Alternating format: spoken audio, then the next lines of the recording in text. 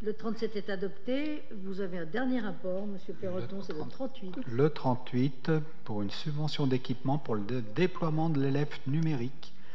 Depuis 2014, l'association La Monnaie Autrement a lancé sur le bassin chambérien l'ELEF, titre de monnaie locale.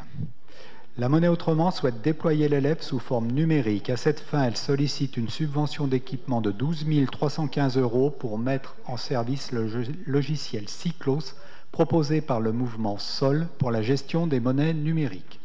En conséquence, je vous demande, mesdames et messieurs, de bien vouloir retenir les conclusions suivantes.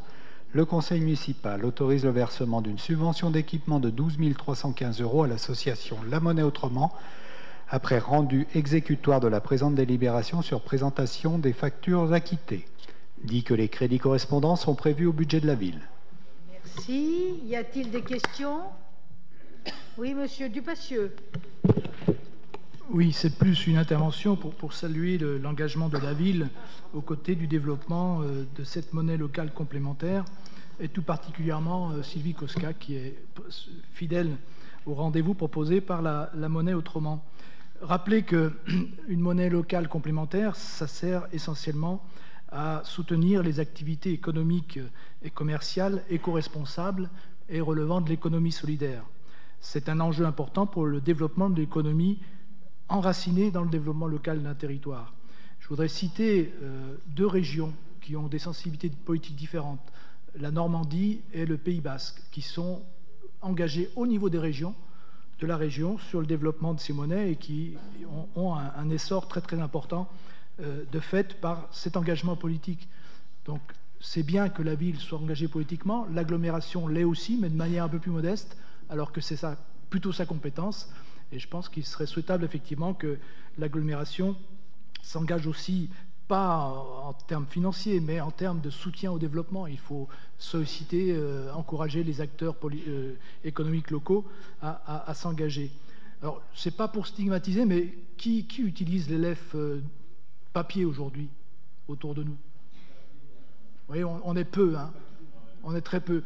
Parce que c'est compliqué, parce que l'ELEF papier, c'est compliqué. Il faut aller chercher des coupons dans les comptoirs de change. On n'en a pas souvent sur soi, donc du coup, on ne peut pas forcément régler nos factures. Mais qui a un portable et un iPhone? Tout le monde. Tout le monde. Donc demain, enfin début janvier plutôt, eh bien tout le monde, après avoir chargé l'application du gestionnaire de la monnaie numérique de l'ILF, et bien sûr avoir approvisionné son compte de quelques euros qui seront transformés en LF, ben vous pourrez aller chez les commerçants adhérents à l'LF et payer effectivement vos achats en LF numérique. Et donc j'espère que vous serez nombreux à utiliser cet outil dès l'année prochaine pour pouvoir soutenir le développement de cette monnaie locale et tous les acteurs économiques qui sont associés. Merci. D'autres questions? Non. Je mets aux voix. Y a-t-il... Oh. Quelque chose à dire, Merci Monsieur Dupassieux de reconnaître. C'est vrai que nous sommes engagés, vous aussi et mon collègue Aloïs, sur le déploiement de l'ELEF depuis pas mal d'années, hein, puisqu'on est aux côtés de l'ELEF depuis le début.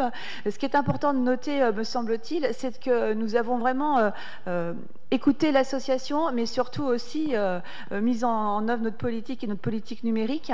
Et c'est vrai qu'en finançant à 100% la numérisation de l'ELEF, je pense que c'est utile et surtout ça aidera tous les acteurs et tous les citoyens de pouvoir l'utiliser comme vous le soulignez. Merci Madame Koska.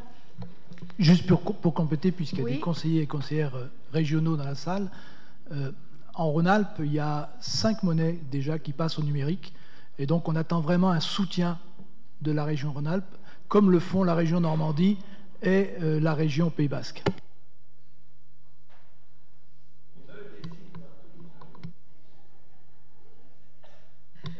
Bien, je mets aux voix le rapport 38. Pas d'opposition, pas d'abstention, donc adopté.